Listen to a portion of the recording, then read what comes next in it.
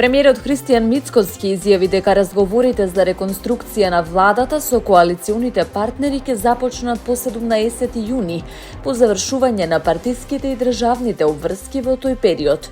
Мицкоски посочи дека првичниот фокус во наредните денови ќе биде на одбележувањето на роденденот на ВМРО-ДПМН, кој ќе се одржи на 17 јуни во Струмица на стадионот со почеток во 20 часот.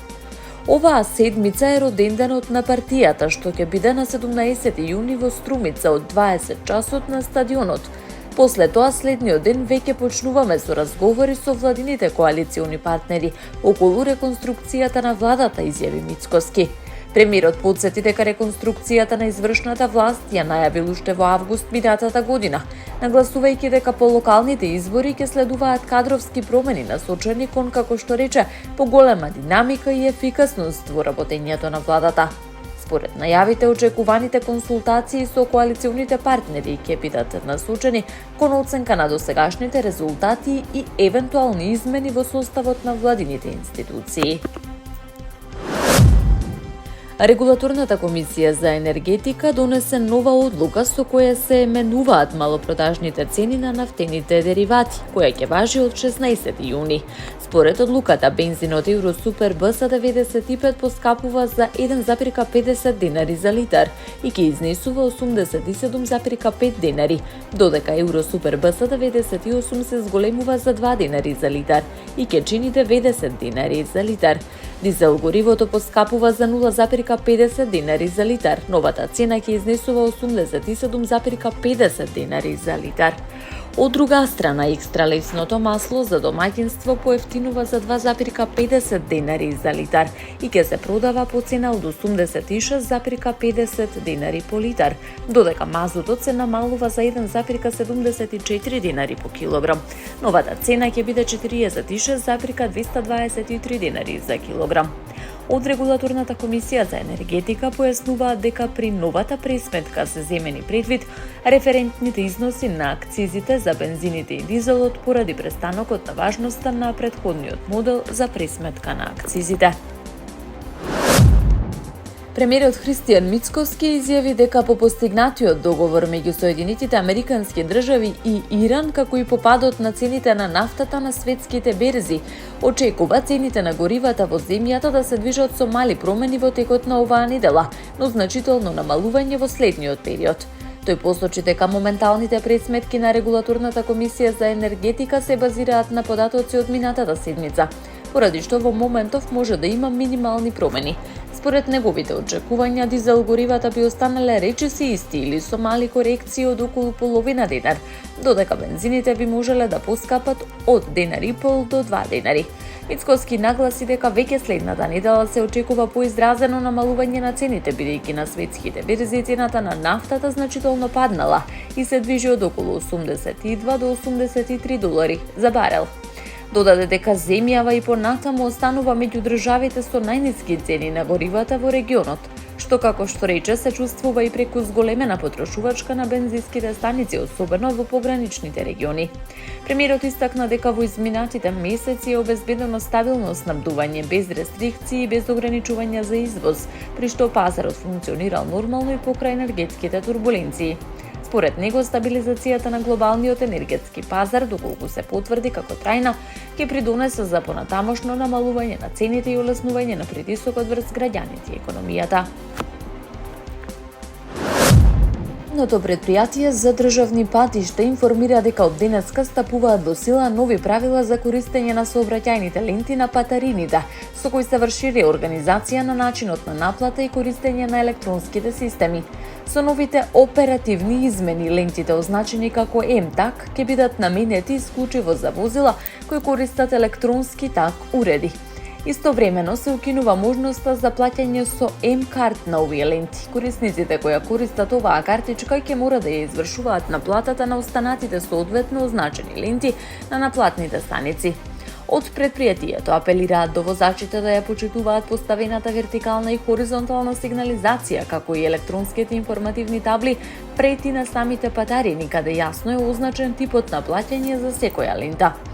Според новата организација, лентите се поделени според начинот на плаќање, односно на електронска наплата преку МТАК или МКарт системи, како и на готовински плаќања кои ќе се вршат на одделно означени ленти.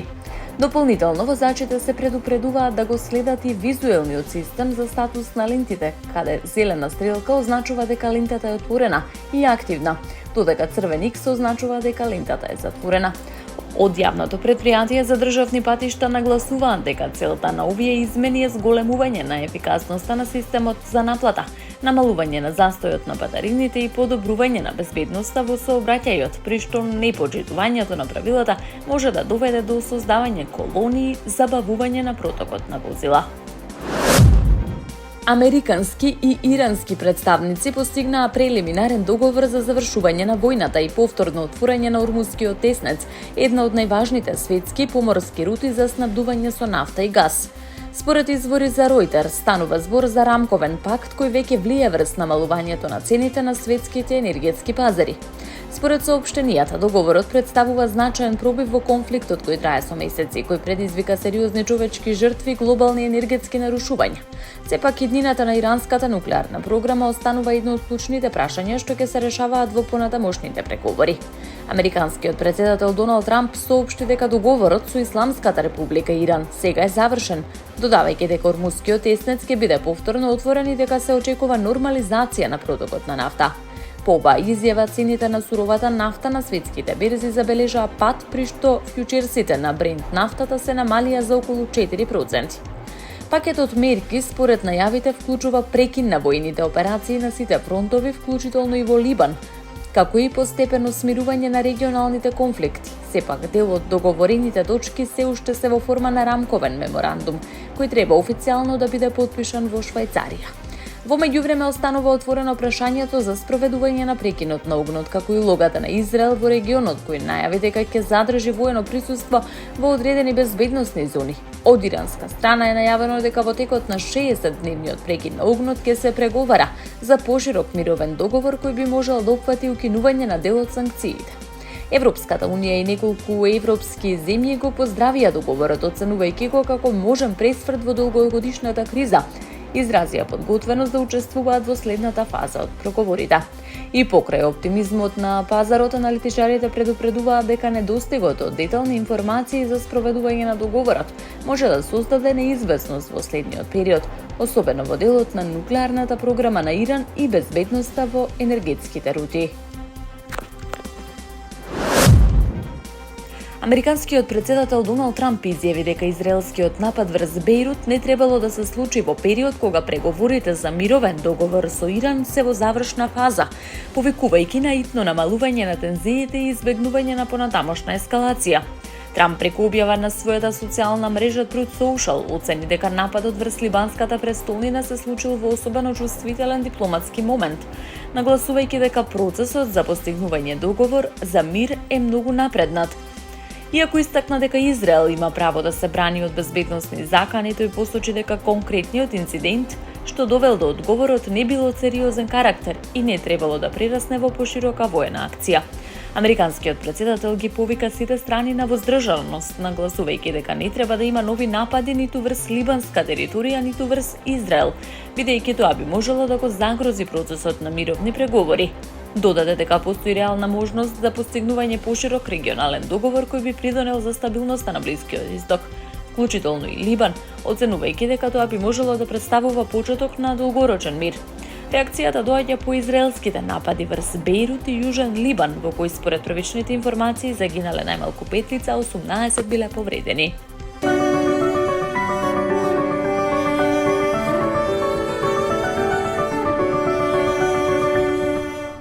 Времето денеска сончево и топло со мала до умерена локална облачност. Ке дува слаб до умерен ветер во западните од западен, кој наместа повремено ќе засилува, а долж по Вардарието и во источните делови од југоисточен правец.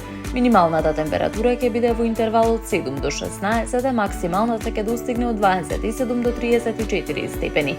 Во Скопје сончево и топло време со мала облачност, ќе дува слаб до умерен ветер претежно од југоисточен правец. Минималната температура ќе се спушти до 13, максималната ќе достигне до 34 степени. Во текот на новата седмица ќе преовладува топло време. Во вторник има локален развој на нестабилна облачност, а во среда на повеќе места се очекува нестабилно време со пороен дожд, грмежи, засилен ветер. Од четврток ќе преовладува сончево време со променлива облачност во текот на денот.